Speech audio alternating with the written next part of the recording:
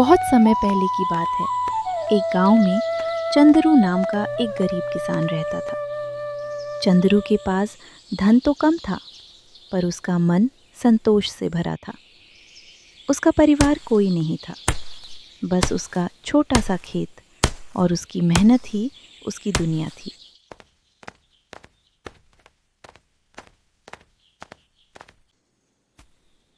मुखिया जी, राम राम।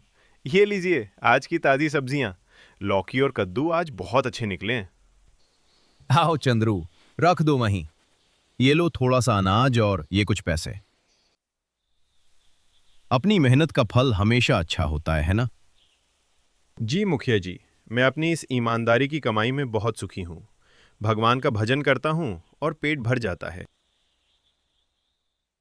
एक दिन दोपहर के वक्त चंद्रू अपने खेत में काम कर रहा था।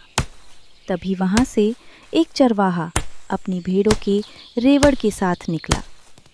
उन भेड़ों की ऊन इतनी सफ़ेद और मुलायम थी कि धूप में वे चांदी की तरह चमक रही थीं। भाई रुको, इतनी कड़ी धूप है, थोड़ा विश्राम कर लो। आओ इस घने पेड़ की छांव में बैठो। बहुत बहुत धन्यवाद भाई। हमारे इलाके में अकाल पड़ा है, इसलिए मैं अपने इन पशुओं को लेकर किसी हरे भरे इलाके की तलाश में जा रहा हूं।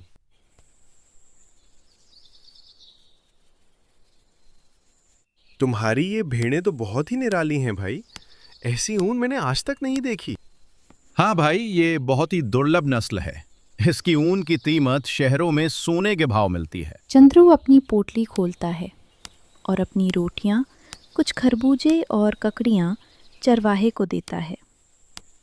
ये लो भाई, तुम भूखे होगे, ये खाना खा लो। पर ये तो तुम्हारा भोजन है, तुम क्या खाओगे? मुझे चिंता मत करो, मैं तो शाम को घर जाकर बना लूंगा। तुम मुसाफिर हो, तुम्हें बहुत दूर जाना है। अगले दिन जब चंद्रू अपने खेत पर पहुंचा तो उसकी आंखें फटी की फटी रह गईं। वही अद्भुत ऊन वाली एक भेड़ उसके खेत में खड़ी थी। अरे, ये तो कल वाली ही भेड़ है। लगता है ये अपने झुंड से बिछड़ गई है। बेचारी अकेली रह गई। मुझे इसके मालिक को ढूंढना चाहिए। चंद्रू एक ऊंचे पेड़ पर चढ़कर दूर दूर तक देखता है, पर चरवाहा कहीं नजर नहीं आता। अब मैं क्या करूं? वो चरवाहा पता नहीं किस दिशा में गया होगा। अगर मैं इसे यहीं छोड़ दूं तो कोई जंगली जानवर इसे खा जाएगा। ठीक है, जब तक इसका मालिक नहीं मिलता मैं इसकी देखभाल अपने घर पर करूंगा। जब चंद्रू उस भेड़ को लेकर गांव पहुंचा तो पूरे गांव में खलबली मच गई। ऐसी सुंदर भेड़ किसी ने पहले कभी नहीं देखी थी। ये खबर मुखिया के कानों तक भी पहुंची। ओ चंद्रू, ये भेड़ तो बड़ी लाजवाब है। देख, इसे तू मुझे दे दे। मैं इसके ऊन से अपने लिए एक शानदार कोट बनवाऊंगा। बोल, कितने पैसे लेगा? नहीं मुखिया जी, ये मेरी नहीं है। ये किसी मुसाफिर की अमानत है। अगर वो अपनी भेड़ ढूंढता हुआ आया तो मैं उसे क्या जवाब दूंगा? अरे मूर्ख, वो चरवाहा अब तक बहुत दूर जा चुका होगा। क्या वो इस भेड़ के लिए वापस आएगा? तू बेकार की जिद मत कर, मुझे दे दे। क्षमा करें मुखिया जी, पर मैं पराई अमानत नहीं बेच सकता।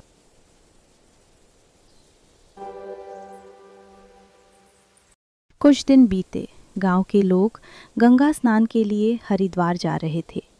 चंद्रू की भी बहुत इच्छा थी कि वो गंगा मैया के दर्शन करे, पर समस्या ये थी कि वो 1 महीने के लिए भेड़ को किसके पास छोड़े। चंद्रू मुखिया के पास जाता है। गांव के पंच भी वहां बैठे हैं। मुखिया जी, मैं 1 महीने के लिए हरिद्वार जा रहा हूँ। मैं चाहता हूँ कि आप मेरी इस भेड़ की रक्षा करें। बदले में आप 1 महीने तक मेरे खेत से जितनी चाहें उतनी ताज़ी सब्जियां मुफ्त में ले जा सकते हैं।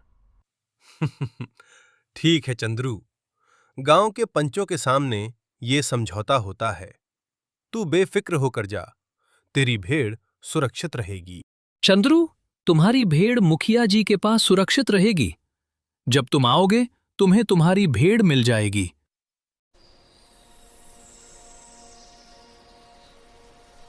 चंद्रू के जाने के बाद मुखिया रोज खेत से सब्जियां लाता और भेड़ को खिलाता। अभी 20 दिन ही हुए थे कि उस भेड़ ने 2 नन्हे और सुंदर मेमनों को जन्म दिया। मुखिया की खुशी का ठिकाना न रहा।